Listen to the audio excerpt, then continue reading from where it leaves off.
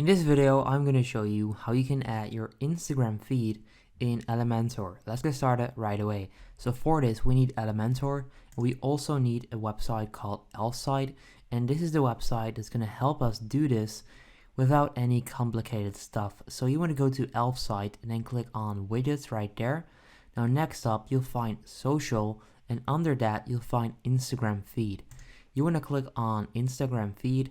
Next up, click on create widget right there at the top right corner, and then you can find the different templates that they have available on this platform.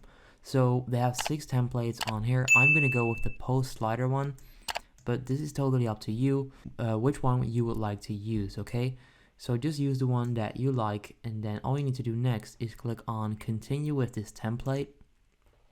And then once you do that, you can start customizing this. So all you need to do is type in your Instagram username right there, and then you can also customize the layout with colors and even more, but I'll let you figure that out yourself.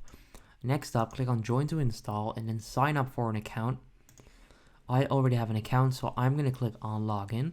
Now once you sign in, it should actually send you back. Yes, there you go. Once you're here, you need to click on save at the top right corner. And then next up, you can click on add to website and you can copy this code. Okay, so copy the code, then go into Elementor. Then right there, click on search widget, type in HTML. Then drag this over to your website.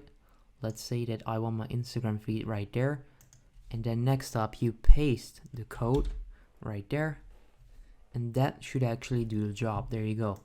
So right now you can see this Instagram feed in Elementor without any complicated stuff. All you need to do is copy this code and then paste it. So if this video helps you out, make sure you go ahead and leave a like. I would appreciate that, and then I'll see you next time.